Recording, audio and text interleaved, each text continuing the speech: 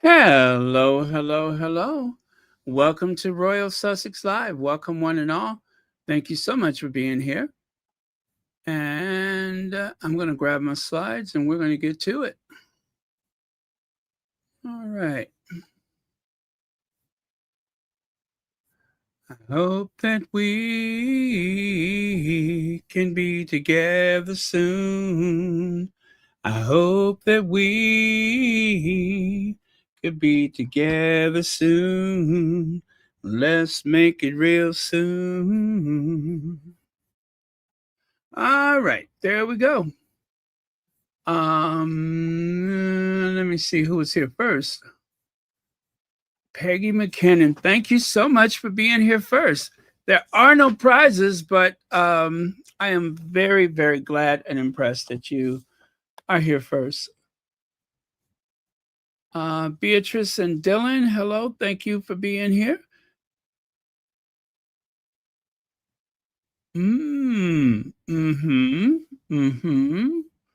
Hello, Mary H. Lydia Washington, hello. And Compton Caligal, hello. Thank you for being here.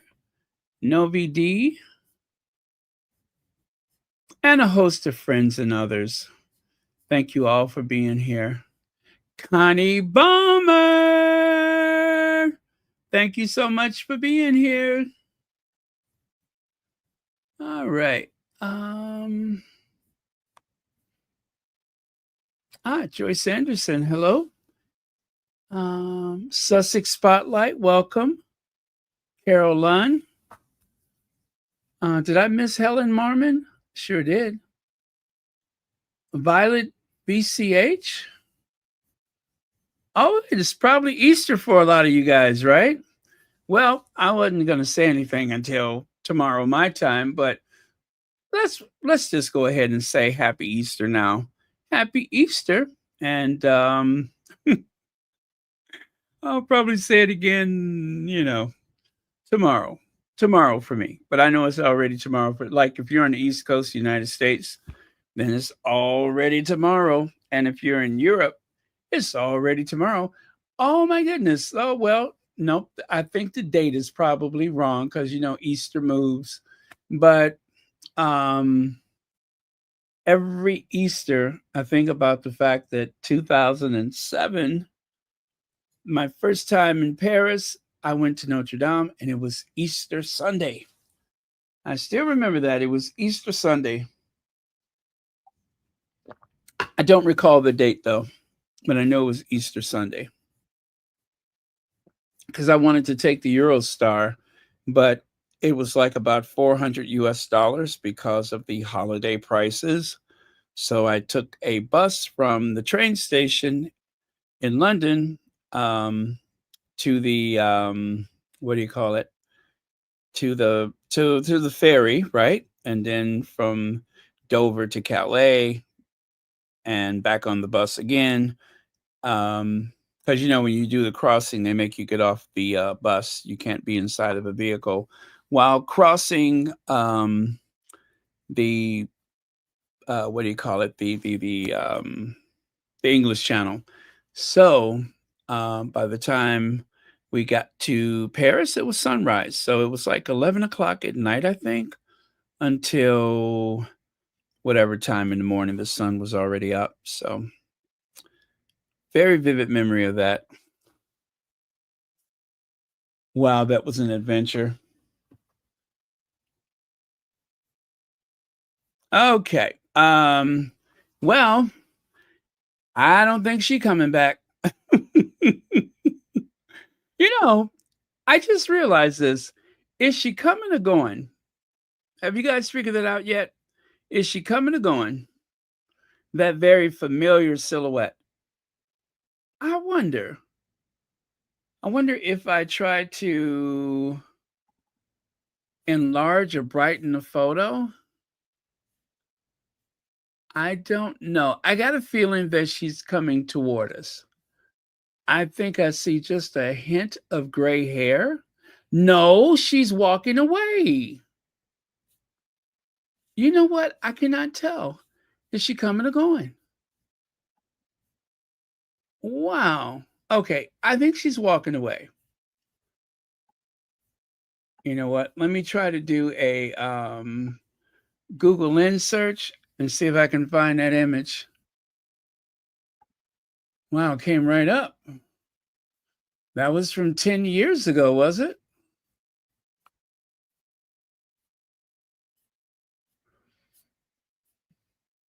Oh, you won't believe it. She's actually wearing like kind of like a pink, I think. And I think it's Christmas Day. Yeah, I do believe it's Christmas Day. And she's standing next to some buck-toothed vicar. The buck-toothed vicar, that's who she's standing next to. Some buck-toothed vicar. You all think I'm making it up, don't you? She is. She's standing next to the buck-toothed vicar. I don't think you guys believe me, so I'm going to just show you the photo. Kind of, you know what? It would be really cool if they had a band called Queen Elizabeth and the Bucktooth Vicars. Ladies and gentlemen, Queen Elizabeth and the Bucktooth Vicar.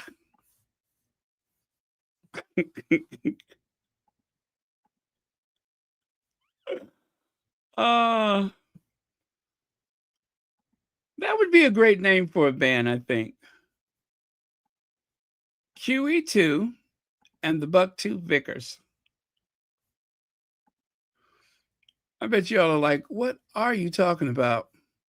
You'll see. You'll see.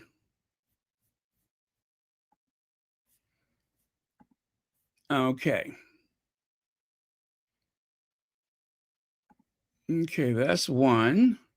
Let me see if I can find this other one.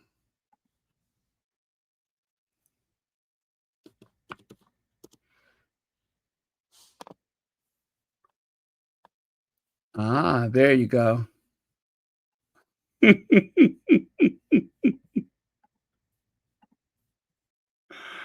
Oh, that's too much fun. That is too much fun. Okay. Now, just in case you think I'm joking, take a look there. Take a look. What do you see? Oh, you know what? That photo is not really close enough for you guys to see it, but trust me when I say it, those teeth are like weapons. They are protruding and jutting out of his mouth like you wouldn't believe. They're like weapons, I tell you. So, like I said, Queen Elizabeth and the Bucktooth Vicar. Yeah, I could imagine the Queen heading up a band. What do you think?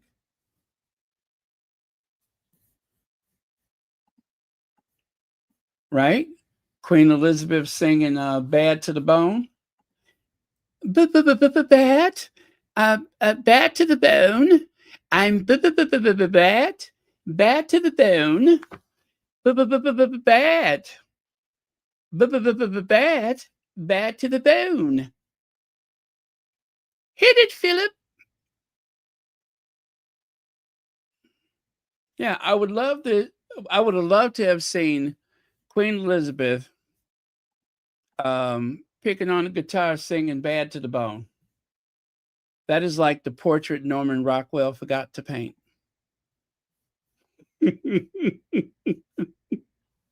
Okay, let me stop before y'all think I'm on that stuff. All right. Let me see who else just joined us here.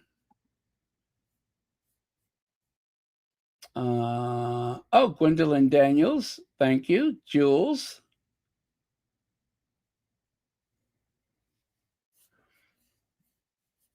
Oh, what's that? There's a birthday? Birthday blessings for Raven, 299. And Miss Viv, happy belated birthday for Antoinette Kennedy. Is that 3 birthdays? Oh, well, let's do a threefer. All right. I said 3-4, not something else. Let me see here. We'll do a birthday salsa.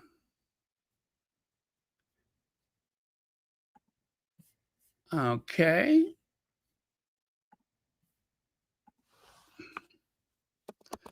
Bad.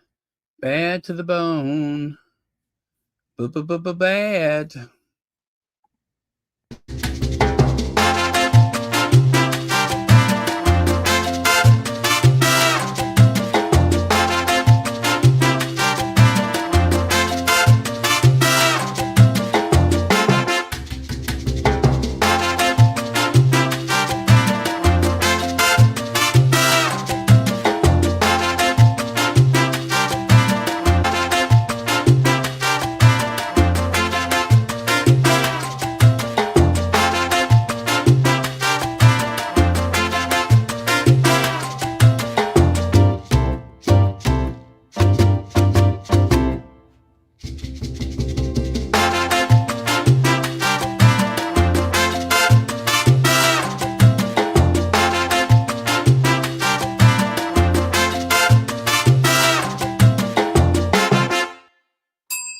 All right, Lydia Washington, thank you so much for the super chat.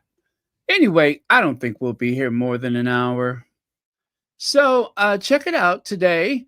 Photographer, today Jake Rosenberg shared a gorgeous new photo of himself and Meghan writing, "Always a beautiful day shooting with Meghan."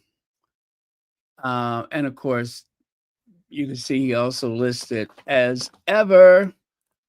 He has a remarkable ability to capture Meghan in her most natural light, often invoking the charm of her pre-royal lifestyle content. Jake has been photographing Meghan since her suit days and has even a guest at her 2018 wedding to Harry, a testament to their true creative partnership and lasting friendship. Jake Rosenberg, a Toronto-based fashion photographer, and co-founder of the Covetua, is behind Meghan's current Instagram profile picture. He's taken various recent photos of her for the As Ever brand, including With Love Meghan visuals and the cover photo for her Harry and Meghan Netflix series. In the lead up to the As Ever launch, Meghan expressed deep gratitude to those who supported her over the years, including her OG TIG followers. She gave a heartfelt shout out to her long-time creative team before our launch for As Ever Official. Tomorrow, I can go to sleep without giving I can't go to sleep without giving a huge thanks to the fellas who have been with me on every creative endeavor for over a decade. Of course, that's what Meghan said the night before the launch of the product. She specifically thanked Jake Rosenberg, Daniel Martin, and made by articles Ryan Sachs saying, you've supported and believed in my creative vision since the TIG. My heart feels so full. Dream team as ever. So that's a new photo that Meghan didn't actually tweet. Jake Rosenberg tweeted that today.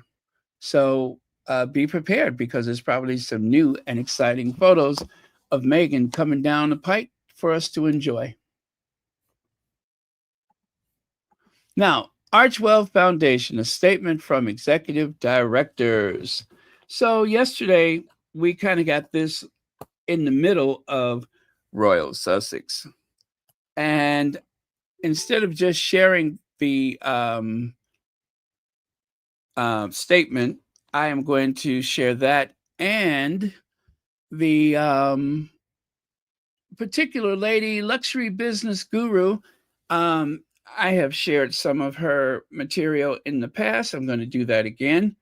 And she's actually going to read the comment. Oh, well, I'm sorry, the statement, and then she'll make a comment. So we can do those together. I am always amazed at how incredibly aware of everything she is and how she's able to articulate a message that pretty much strikes a chord as well as describes how I feel most times. So, okay, here goes. The croaky voice. So I'm going to read the statement that was put out by Archewell Foundation. Excuse the croaky voice, the look, my red nose, etc. I am still in the throes of a horrible flu, but I just felt I had to come out and do this video just so you are provided with the facts. Here's a statement from the Archewell Foundation. At the Archewell Foundation, we show up, do good. Our values are an extension of our founders, the Duke and Duchess of Sussex. Our funding and grant support extends to individuals and organizations of all walks of life with varying political views, cultural beliefs, ideologies, and identifications. We do not discriminate.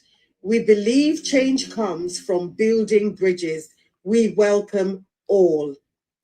We do not, however, tolerate any form of hate speech, including hate-fueled symbols, language, or imagery, no matter the community it targets. For us, association with a blending of the Star of David with a swastika is impossible to accept. Additionally, language that calls for the destruction of others, whether explicitly or implicitly, crosses the line.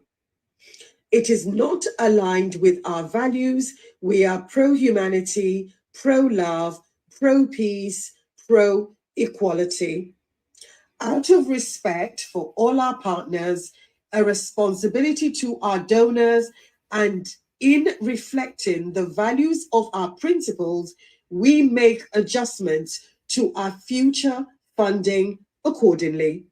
We remain deeply committed to our work with Muslim-led organizations and refugee support programs through the Welcome Project and relief efforts in Gaza, signed by James Holt and Shauna Knepp, Executive Directors, the Archewell Foundation. There you have it. That to me is a well thought out, well considered statement around everything that's going on. The one thing you mustn't do is rush to the court of social media and cast judgment based on a one-sided, very biased, very left out a lot of details type of story. I have one thing to challenge you guys on. I want you to find out what mural was there prior to the mural of the swastika inside the Star of David. Go find out whose mural was on that wall before it was painted over with that abomination. Once you find that out, come back and tell me. You will be shocked. And I have my thoughts around that. And it's interesting that a certain demographic have nothing to say about that. And the people that were very quick to judge Harry and Meghan and call them every name under the sun, now that they've released a statement, now that they've shown proof, they're all quiet. And some of them even have the audacity to be taking the weekend off once they've got the engagement that they were looking for on their social media platforms. I'm not surprised. But then again, that's human nature for you. If somebody had given me money in the past, funded my charity in the past, and they come back and say, because you've done XYZ, we can no longer fund you, I would either decide, is their money important enough for me to remove myself from whatever it is I'm doing, or if I want to carry on with my full chest, I will carry on, but I would not expect to still have access to that funding. For me, it's the audacity for me that one of the few foundations that actively funds and promotes certain causes is under attack because they will not allow you to be hateful. But anyway, those are my thoughts on that. My name's Elizabeth. I'm the author of The Luxpreneur. And please like, share, comment, and follow for more insights like these. And excuse my cold and my rough face. So I'm going to read the statement that was put out by... Okay, so there you have it. That was the comment from Luxury Business Guru. She's on TikTok, and I think she's absolutely amazing. So make sure that you follow her over on TikTok. There's another lady that I wanted to share, but she dropped a few F-bombs. And anyway, happy belated birthday, Sharon Marcia Lawrence Hunter, and many happy returns of the day. So sorry we missed your birthday. But thank you for sharing that information with us. And of course, we will send our prayers and positive energy out. And of course, many birthdays to come. Thank you so much. All right. So that was the statement from Harry and Meghan that was released while we were on yesterday. So she mentioned you'd be shocked to see what mural was there before the one she mentioned. This was the mural. This is the mural that was there. This is the mural that was replaced by this one, which I pixelated because some people may find the image offensive. And you can tell it's the absolute correct mural because, or at least location, and likely mural because of the two outdoor cameras. You see those up there? Actually, I think it may be more than just two, but there's that. And then if you take a look over here, you can see, looks like they added a surveillance camera. So I count possibly one, two. Well, anyway, they got plenty surveillance. So pretty interesting, huh?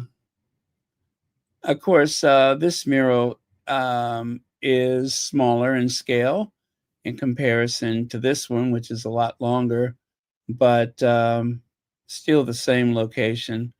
And they actually took this down. This was like, a favorite in the neighborhood. And well, and of course it was weathered. This is a nice vivid image of it before the sun and the elements and everything caused it to fade. But so yeah, it was a Breonna Taylor mural there, and of course, people were really, really hurt by what happened to her. If I remember the story correct,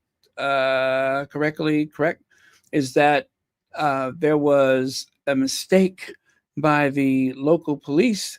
They were trying to raid a home or serve a warrant or something like that. Well, number one, they had the wrong address. Number two, she and her partner were sleeping when all of a sudden they heard all of this commotion. And, well, the police never identified themselves. They just went in there. And, of course, Brianna and her partner, they didn't know what was going on. So they, exercising their rights as um, gun owners, they decided that they would um, respond to this invasion of their home. And well, they didn't know that it was the police, so it was a horrific scene. Her partner was injured, and of course, she lost her life. And it's just one of those things when you think about it, it just makes you sick on the stomach. And across the country, there has been several murals for Breonna Taylor, and for even the old magazine, Oprah's magazine, the only cover, or maybe it's been possibly two covers, where Oprah was not featured on the magazine. One of the covers was dedicated to Rihanna, because it's one of those things that even though she and her partner were hardworking, and that I believe, what was she? Did she work in medicine, or um did she work for, I think she worked in a hospital. I can't remember exactly what position it was. It's been so long.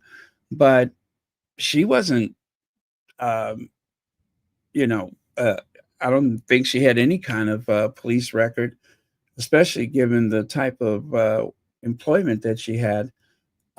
It was one of those situations where they would have probably not have been so aggressive if Breonna Taylor lived in a white neighborhood, if you will. If she lived in a rich neighborhood, there's no way they would have come busting in there like gangbusters, um, like a bunch of jackbooted thugs. But quite often, when it's a minority neighborhood, they don't tend to take as much precaution. In this instance, they had the wrong house. They had the wrong house. That happens all the time. It's sickening. It is absolutely sickening.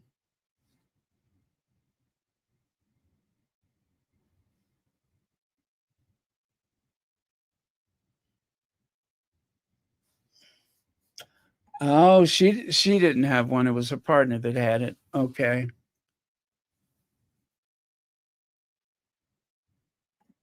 Yeah. It's awful. She you know, there she was. Um, who knows how long she, and I think, if I'm correct, was it that they didn't even try to help her after this horrible incident? There was some lag time before they even got medical assistance. I mean, it was awful. Absolutely awful. That should have never happened. That should have never happened. A no knock warrant.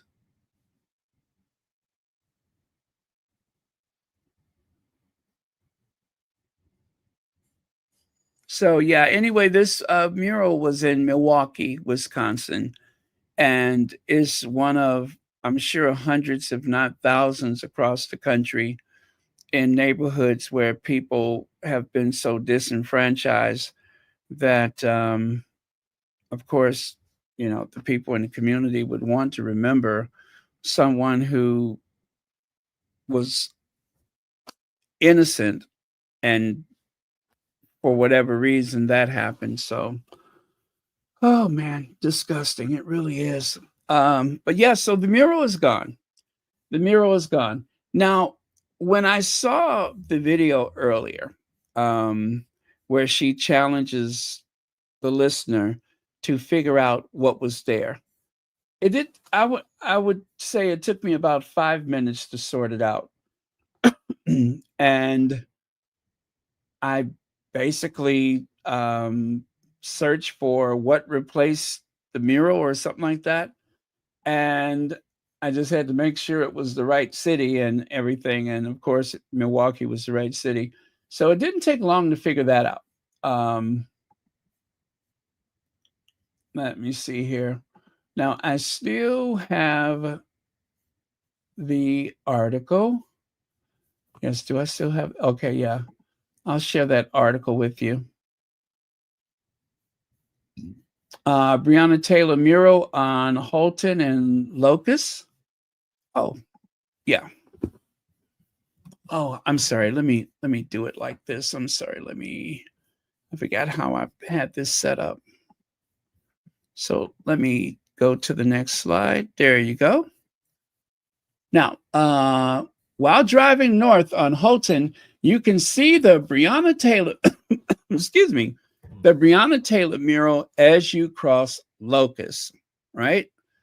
Breonna Taylor mural on Holton and Locust. The owner of the building says it will be coming down in the near future. Let me see what the date of this article is. Okay, this article was, okay, it's from June 5th, 2024. If you're curious, it's from June 5th, 2024. And if you would like to share the article, I will go ahead and post the link for it. If you would like to, or just read it for yourself, there's the link. And let me go ahead and, okay. Do I have that? Yes. I'm going to pin it to the top of the chat. Yes. Okay. There it is at the top of the chat. So Isan Atta, who owns the building looking at the Breonna Taylor mural, he has decided it will come down in the near future. So yeah, that's the person who owns the building.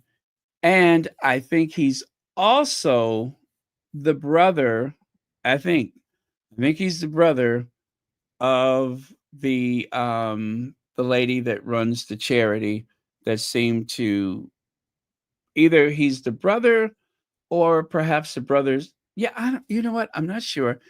I think, well, okay. I think it was the brother who put the new mural up, but I don't know if the owner of the building and her brother is one and the same, if you know what I mean. So yeah, I don't want to get ahead of myself and quote this wrong. So Ada owns the building the mural hangs on.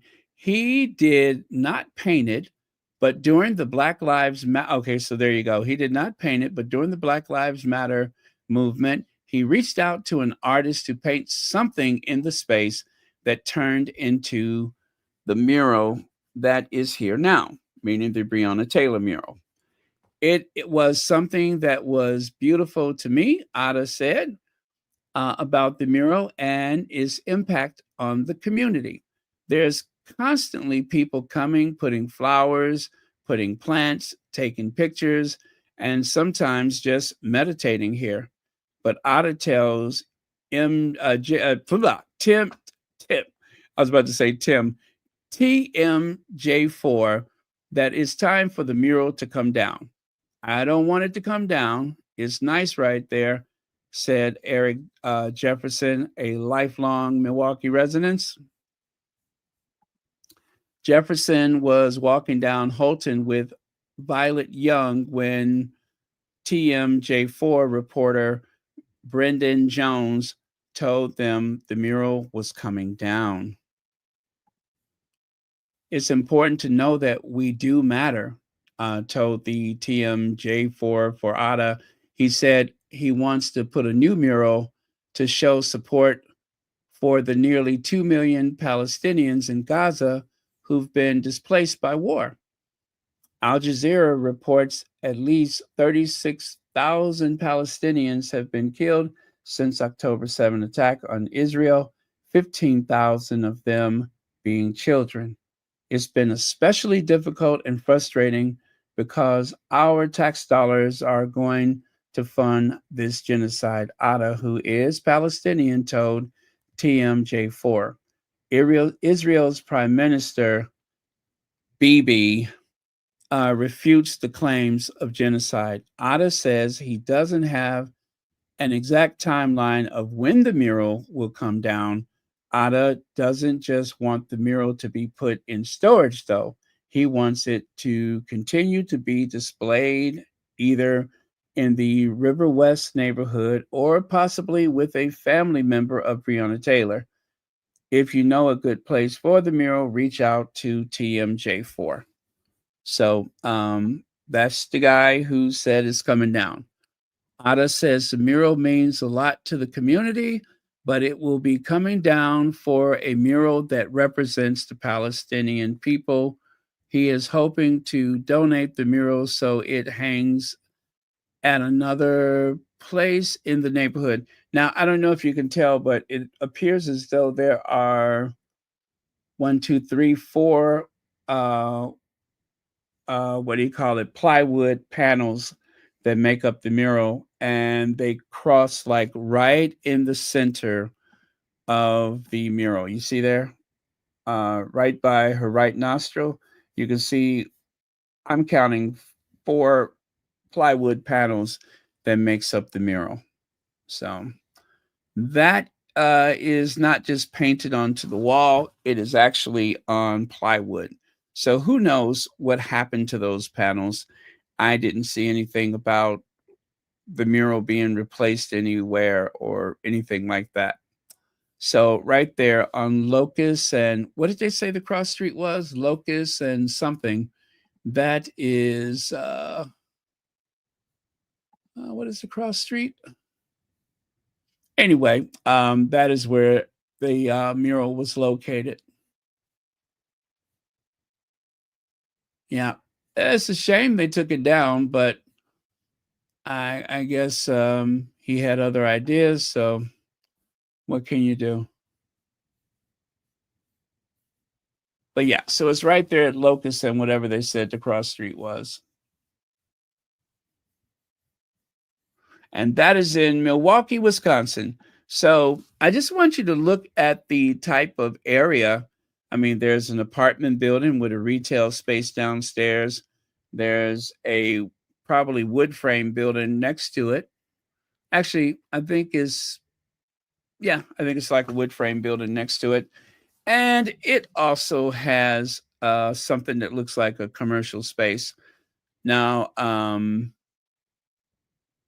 that very what seemingly quiet intersection has, that this in its place. Oh, so there it is right there. A mural on the wall in Milwaukee was put up by Atta.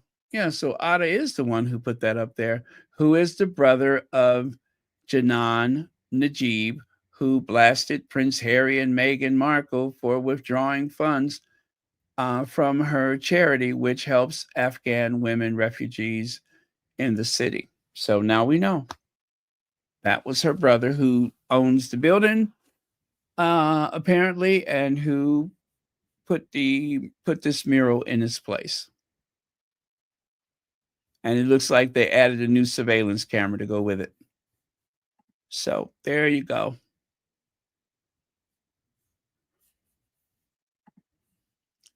All right, we're going to get to him in just a minute. Let me take a look at your comments. All right, let me see. The point with other cultures is they come first, the Palestinians, but they need to help Black people are the first. Oh, why don't I do that? All right. Oh, that's not for me, is it? I'm sorry, that's for someone else. Okay.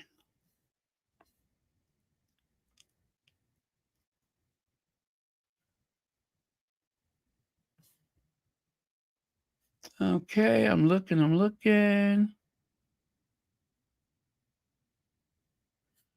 Yeah, the other mural that they replaced it with is very divisive. Um, you know, I like a lot of people, I have feelings about Palestine, and it is an absolute tragedy, and it has been for a long time. Some people have referred to Gaza as the world's largest prison or outdoor prison, and I cannot disagree with that at all. It means a lot of things to a lot of people, most of which are not good, not good um, in terms of what's happened. But um, the truth is that there's families, there's generations of people that have been lost because of everything that's been happening, not just since October 7th, but you know, decades and decades before that.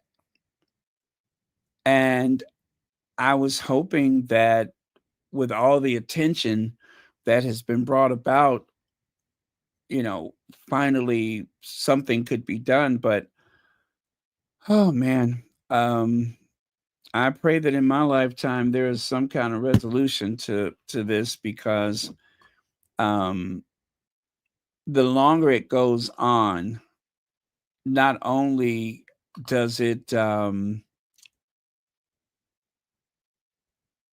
it's not even just how it looks, it's just what it is. And it's a disgrace. It's a disgrace. And I guess the fact that there's so much gaslighting going on, there's so much misinformation.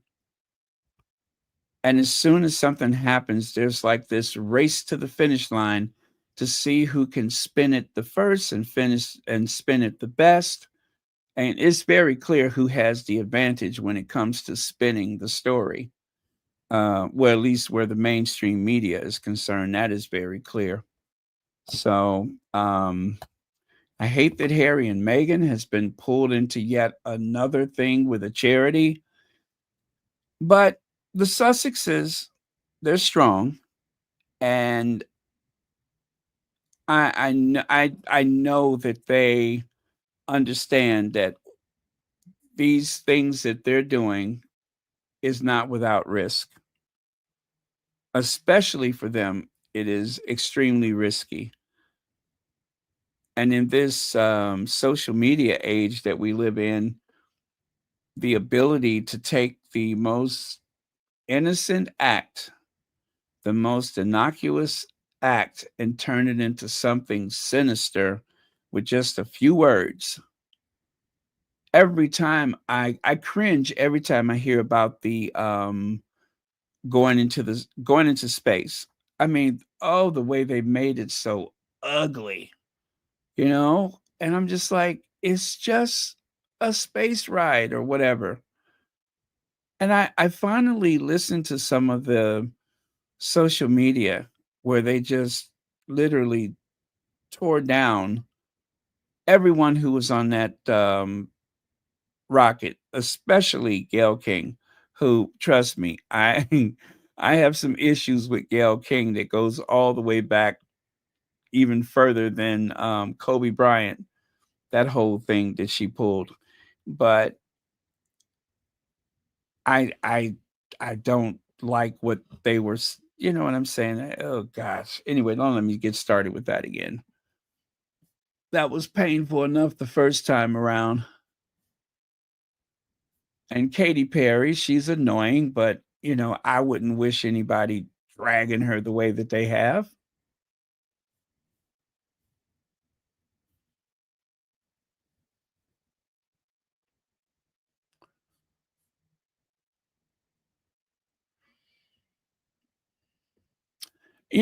Mary H, um, is it when you think about um that very topic of do they care about us? They want us to care about this group and that group, these victims and those minorities. But as a Black person, I could tell you, it's not too many places in the world that I could decide to visit where I'm very aware that there is an element of racism and prejudice, right?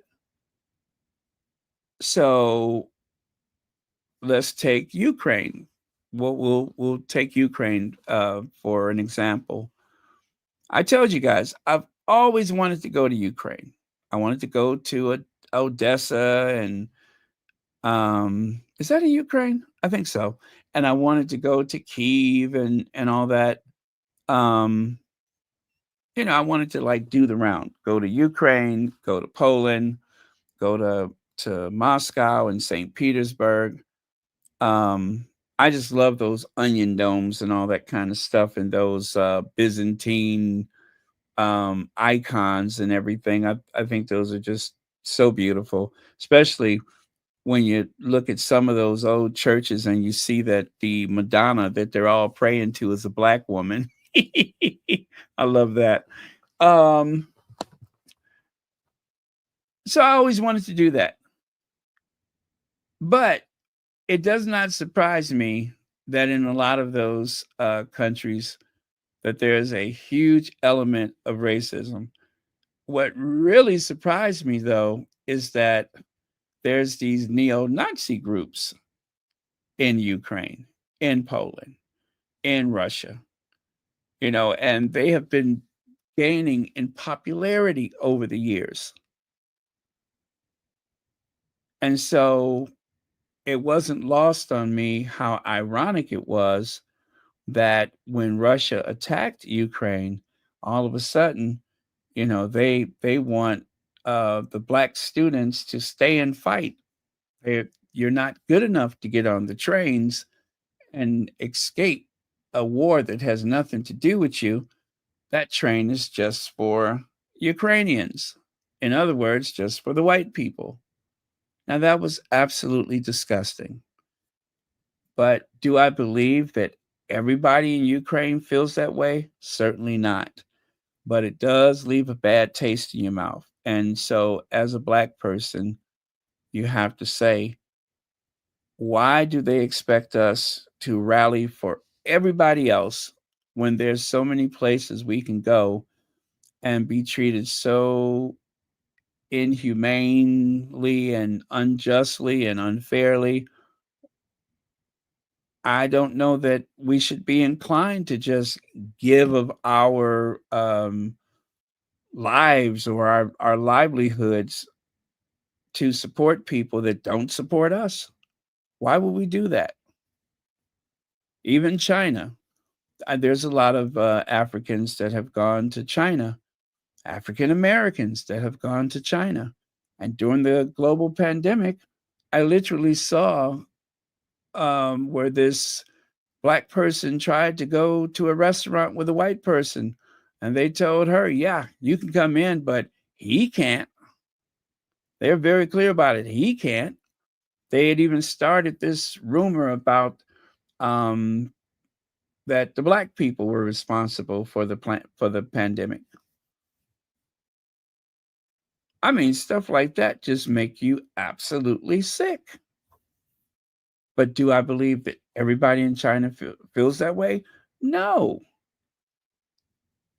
absolutely not. Not even most, certainly not half. I would think the majority does not feel that way.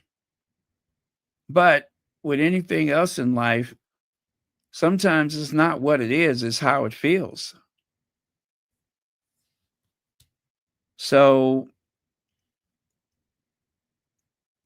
I feel a great deal of solidarity for the men, women, and children in Palestine, but I hope they feel the same way about me.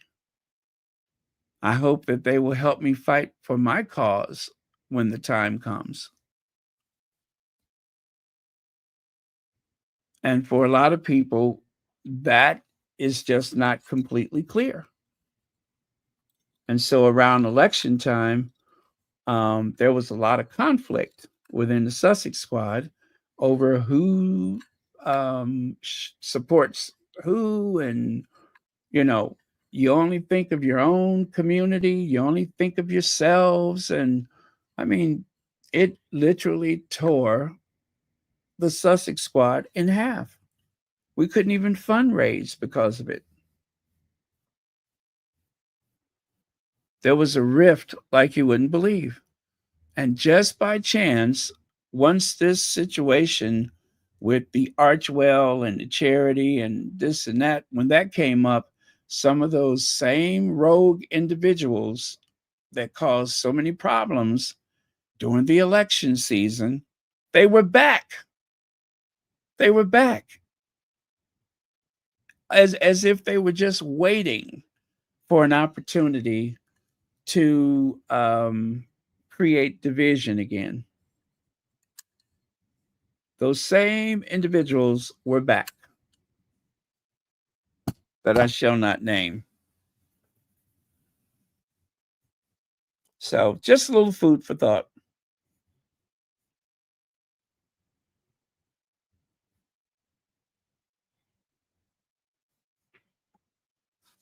Uh,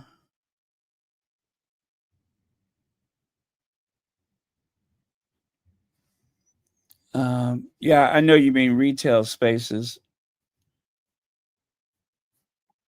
Let me see here.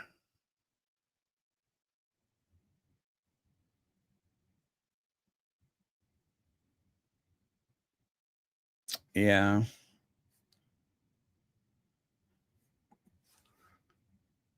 I'm put into these things. Uh,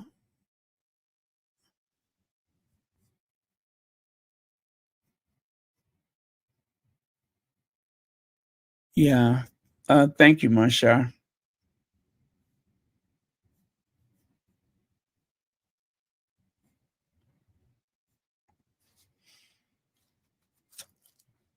Yeah, and she's like, oh, well, at least they say that she's sorry that she even went up there. I cannot stop thinking about the fact that there have been at least 20 other missions and there wasn't all this fuss.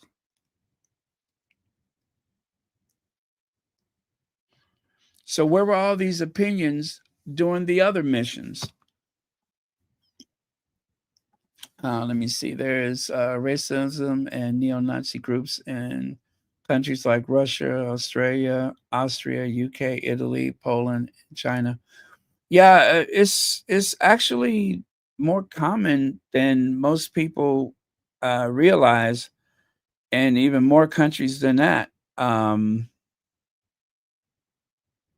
it's like a wave that's going over the Western industrialized world, Eastern Europe, and other places. Of course, there seems to be a lot of it, and the numbers are growing.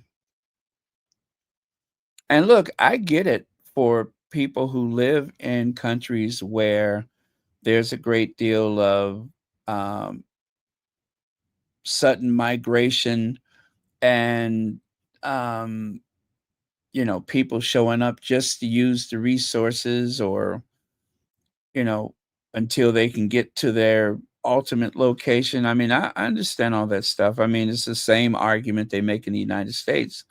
But the people in the underground economy, people who cannot get documentation to work, they are also victimized. They are afraid to go to the police to report crimes. And, in the safe haven cities that we have in the US, at least it used to be this way, but I'm not sure how it is now. But let's say you've come from Venezuela, you've come from Mexico, you come from Honduras, or wherever you're from. You get to Chicago, you get to New York, you get to a lot of cities across the country, and the cities that have a Democrat majority, you could tap into local services, which I have nothing against that. You can send your kids to school. You could even call the police if someone's, causing you harm. But forcing people back into the shadows is really creating a what do you call it? A second class citizen, someone who is afraid to call the police, someone who is afraid to even go to the doctor. And I'm just like, we're better than that. We're so much better than that. And I hate that, you know, that's the way things are for so many people, because in so many cases, these are people that are just working and, yes, paying taxes. People with the what do you call it? The Let's say you have improper documents and you're working at a chicken processing plant. You are paying into Social Security, but because you're undocumented, you may never collect. So essentially, a lot of these people are paying for my retirement. They're paying for your retirement because they're not going to collect Social Security, and they're doing jobs. When was the last time you ran into an American that works at a chicken processing plant or picked blueberries or strawberries or heads of lettuce? When's the last time you met someone who was an American born citizen doing that work? I'd like you to point that person out.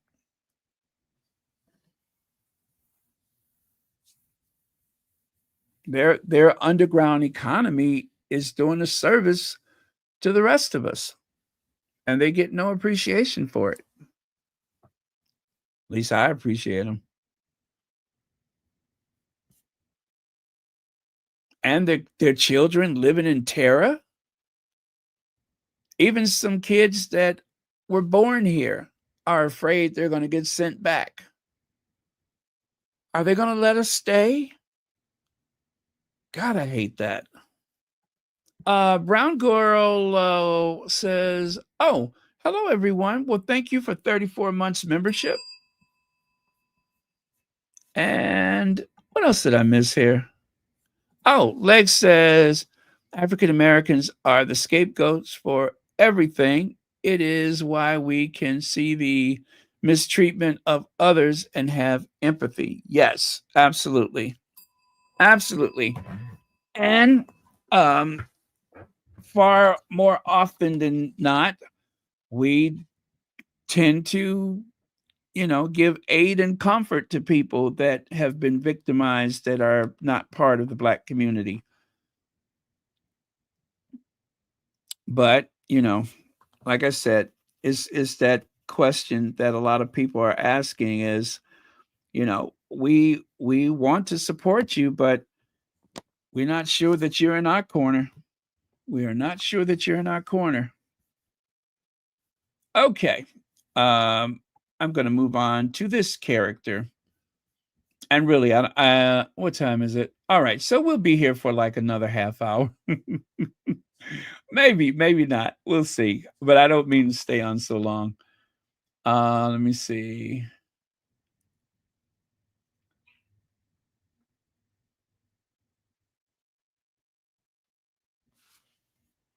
Let me see. They don't get the fact that we are connected in some way or another, whether you're Black or white.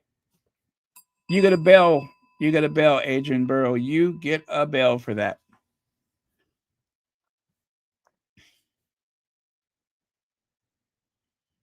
Okay. Well, this is the disgusting troll who I think he's working on another book.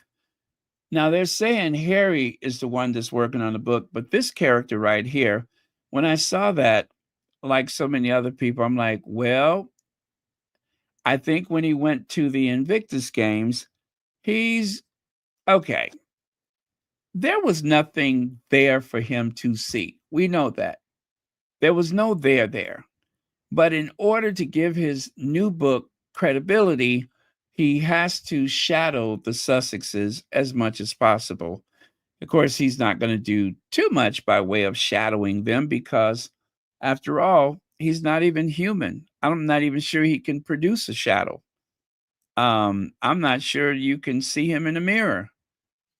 That being said, Tom Bauer, the very pompous Tom Bauer, was confronted by Petal at the Invictus Games, as we all know. And oh my goodness, it was a doozy. That was like Petal's finest moment, one of many, of course, but that was her finest moment when she confronted this old troll. And he seemed to be at a loss for words. I mean, literally. And then, without warning, he just got up and left. He ran up out of there so fast. I mean, he jumped up like somebody had put on a Motown record. Well, as fast as he's able to move.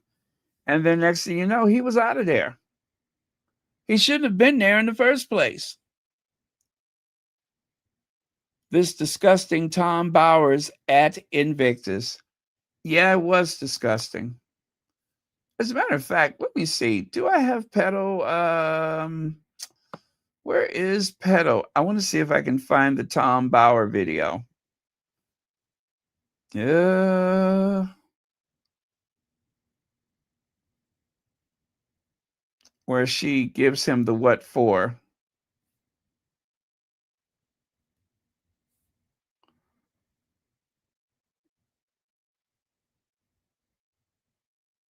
Okay.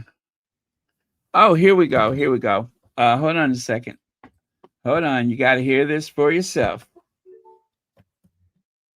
You got to hear this for yourself. All right, Invictus. Oh boy. Yeah, why are you at Invictus? Sure, really? Yeah? That's why you came to see? Or is it because you know Harry and Meghan were going to be here today? Yeah. Yeah, we've read the things you've wrote about them, especially Meghan. We've seen your book, we've heard about your book. So it's very interesting that you're at Invictus because we know why you're here. So why don't you tell the truth about why you're here? You came all the way from the UK, the UK press, to Invictus in Canada just because you want to see it. Nah, I don't think so. I don't think so. Yeah. But yeah. Okay. So at that point, he just sat back down. But yeah, could you imagine? I mean, you're sitting there, you're enjoying the Invictus Games, and then all of a sudden, this haunting figure, this ghost from loser past, appears out of nowhere. The gum that was scooped from the pavement on Fleet Street has got up, purchased a plane ticket, and gone to Invictus just so that he can have some semblance of credibility when he writes his next book. Now, according to him, the the Sussexes can't seem to agree on things. Meghan, wait, how did he say it? That Harry doesn't seem to know the value of making money. How weak is that? And that Meghan, I forgot what he said about Meghan. It was something ridiculous. But I think that they're going to try to do like they did before. You know how they were saying that Meghan ought to be afraid, and he's the type of journalist that is so hard hitting, and the book didn't even make the New York Times bestseller. The book was a complete flop. It barely sold. And look at him trying to blend in as if that's possible. Tom Bauer's book on Meghan and Harry being pulled off shelves in U.S. after journalist confronts author. Tom Bauer's book on Meghan and Harry being pulled off shelf in the U.S. Okay, same thing. But yeah, it did not go very far. He's just one of a handful of haters that always got something to say, but oh, they just made it seem like he was such a tough cookie. He's really, oh, she ought to be afraid, and Meghan can't sleep at night. The monarchy's future depends on the obliteration of the Sussexes. Royal biographer Tom Bauer tells Sarah Vine and Andrew Pierce on their YouTube talk show. And then over here, Omen Scobie goes, oh, good, another angry white guy writing about Meghan Markle. And Richard Eden had the nerves to accuse Omen of being racist for having pointed out that Tom Bauer is one of, a dozen of these so-called journalists and authors who has nothing but negative things to say about Meghan. And of course, they don't even touch the future queen. First of all, there's nothing there except for the mean girl who doesn't really have any friends. There's no way there's any interesting reading about Kate, because they will never tell the truth about Kate, about William, or anybody else in that family. We all know the invisible contract is a very real thing. But don't get it twisted.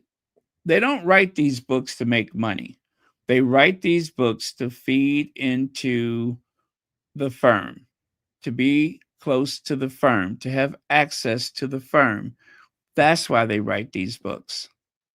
Anything they write about the rest of the royals is actually vetted to make sure that it has the approval.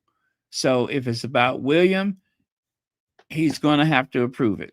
If it's about Charles, he is going to have to approve it. Same for Camilla, same for Kate. They give approval over everything in the book. Anything that seems the least bit sketchy, believe me, it was agreed upon just so that it's not too big of a farce. And of course, this is one of my favorite moments ever. Let me find that one. One of my favorite moments ever. Okay. And of course, this was a little conversation where they just pointed out that Tom Bauer, with this constant talking as though he actually knows what's happening. Anyway, let me share this, and this will go to the heart of his credibility. Tom Bauer, I'm glad he's not my accountant, because, I mean, Tom, you know, is a gifted biographer and all the rest of it, but Harry and Meghan are worth an absolute bomb. Yeah. So I don't think, even if they lost everything, and whether they deserve to, whatever the case, they've got a lot of money. So yes. I don't think there's a problem in that respect, JJ. Yes, Tom Bauer is clearly a man who just hates Meghan Markle. That's it. Yeah. I won't go as far as to call him a misogynist, because he's not mean to all women, just Meghan Markle. He knows clearly nothing about Hollywood. Stick to the royals, Tom, because you know nothing about how Hollywood works. Just because she signed to a new agency, he thinks, wow, she should be working straight away. It's not how it works. Yeah. The biggest players in Hollywood do not work continually, flat out, non-stop. Actually, it's the people who are less successful who are trudging and trawling, trying to get everything they can. I'll just very quickly tell you a story. The most successful director of our time, Martin Scorsese, teams up with the most successful actor of our time, Leonardo DiCaprio. For The Wolf of Wall Street, one of the most successful biographies in history, they couldn't find any financing. Have you got the world's greatest director and the world's greatest actor in Hollywood? Nobody wants to fund their films. That's how Hollywood is. So if he thinks that they're unsuccessful because they're being paid money from Netflix and Spotify, and Netflix have already said it's still the most successful documentary they've ever had on the platform, but they're not successful. He's an absolute idiot. I mean, should get in the bin. We talked about Tom Bauer. I'm glad he's not my accountant, because, I mean, Tom, you know, is a gifted biographer.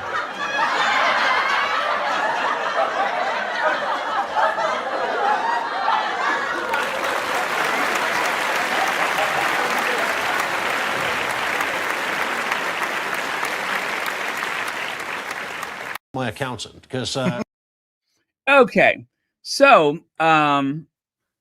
it's just another time that they roll him out to say something, anything about Meghan.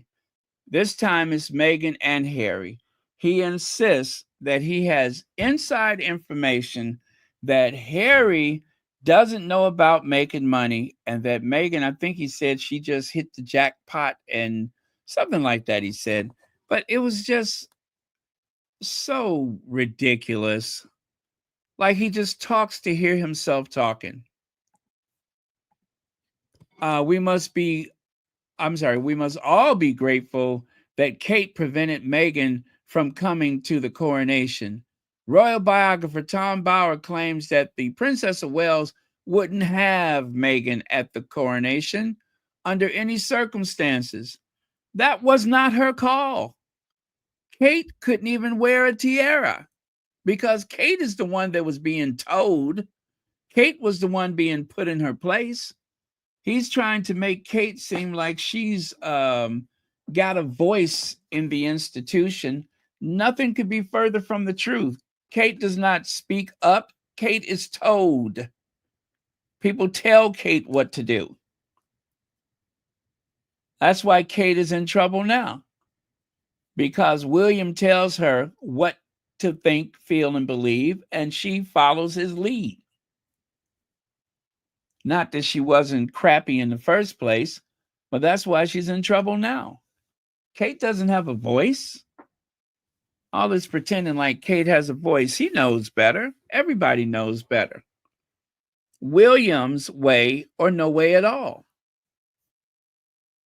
And as far as the coronation is concerned, that was Camilla's party. That was Camilla's party. Kate can't even wear her favorite color because Camilla won't let her do it. Kate doesn't even have access to the tiaras anymore. Is that the Kate that was supposed to have said, I don't want Meghan here under any circumstances? I don't think so.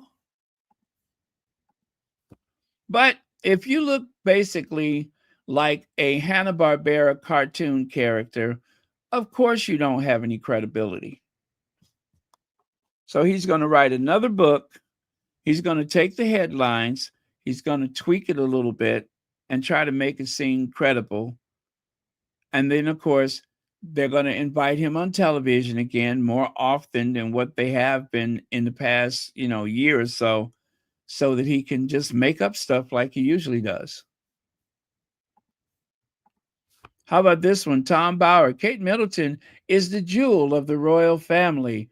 Crown Princess Diana would be proud of. Right. Just a normal column, that is, to wish Kate Middleton a happy 40th birthday, in which Tom Bower manages to mention Meghan Markle 25 times. Kate makes modesty sexy and attractive. Kate is genuine, while everything Meghan has done smacks of insincerity. Freaks. So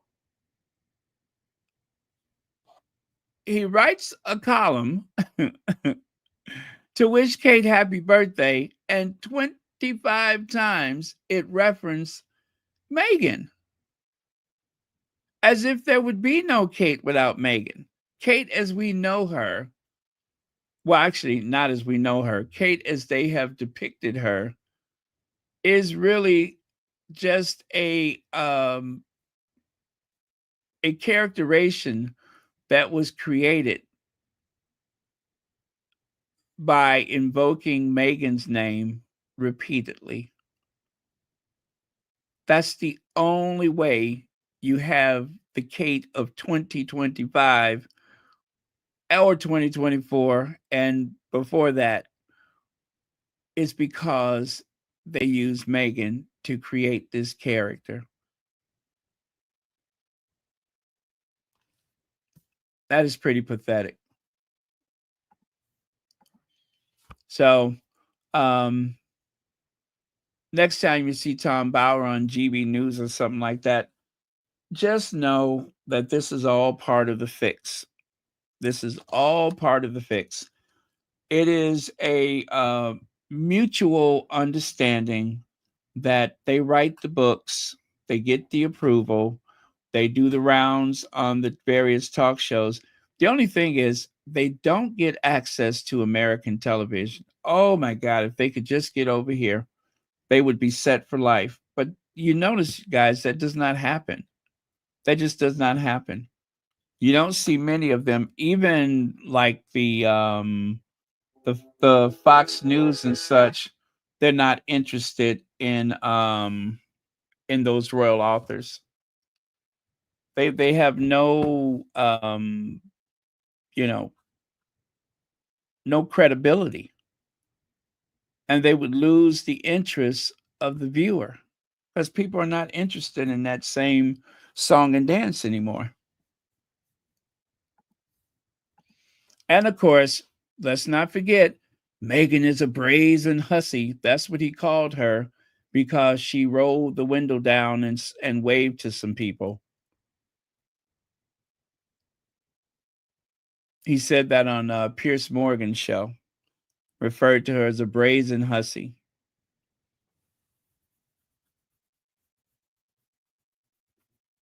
Kind of tacky for an old person like that. I thought old people are supposed to be nice. Now, we are going to finish up with something a little different today. I have been obsessed with a YouTube channel where they trade and buy and everything with Birkin bags, with the Hermes bags. Just very interesting to me. The kind of people who walk in. I don't know if you guys have seen it. It's called Love Luxury is the channel. But I'm so fascinated with it.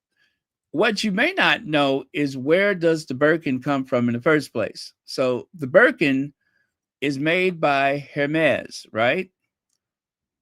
And there's actually someone named Jane Birkin who carried a basket.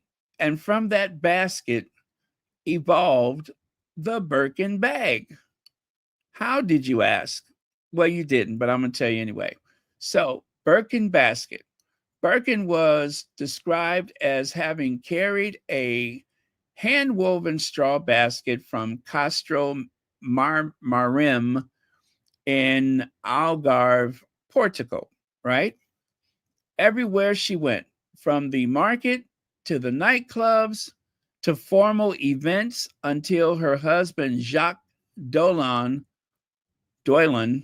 intentionally ran over it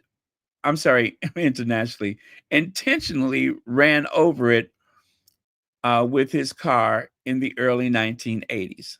So she carried that basket everywhere.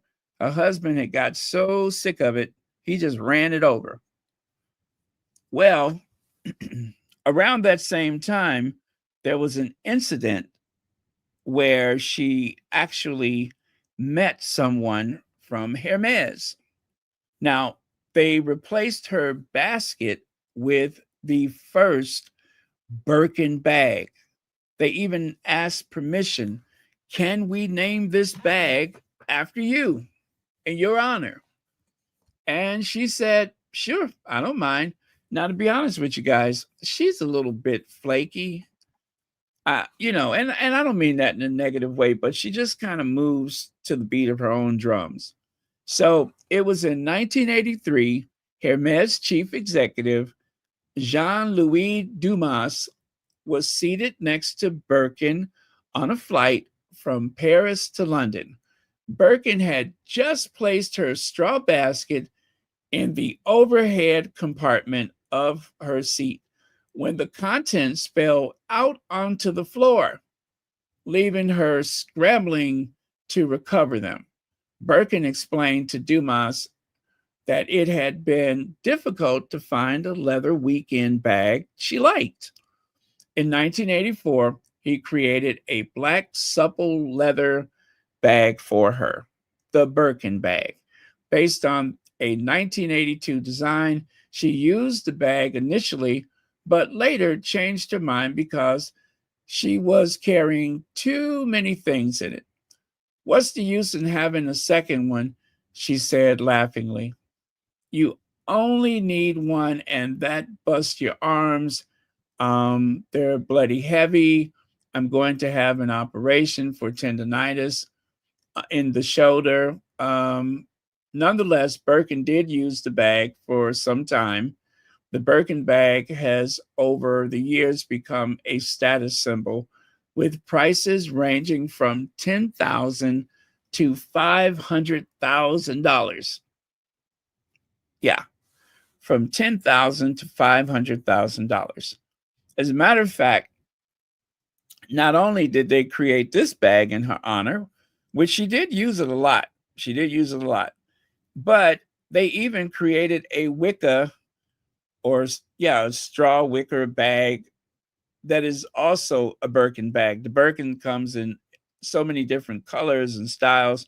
There's J-Lo carrying the picnic. I think they call that the picnic bag, the picnic Birkin bag.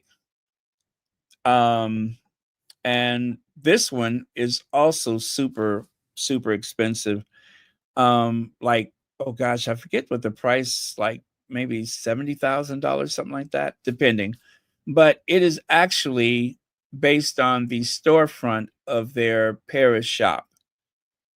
But you know, it's a bit of a novelty. You can see the windows with the awnings and everything. But that too is a Birkin bag. So they come in every type of style you could imagine. And then, of course, the Holy Grail. This is the Himalaya Birkin bag. And that's made from crocodile skin, which is dyed so that it looks like the Himalayan mountains, snow-covered mountains. And it has the palladium diamond encrusted hardware, which includes a lock and key. But yeah, so that is where the Birkin comes from. The funny thing is that the bag that she owned, her bag, her personal Birkin bag, was actually auctioned after she passed away. It was auctioned, and I believe they paid like 6 figures for it. I think she died in 2015. Yeah, I think she died in she died in 2023. But her own personal Birkin bag was auctioned for like 6 figures. But yeah, that's the bag that was created to honor actress Jane Birkin, actress singer Jane Birkin, who is of English and French descent.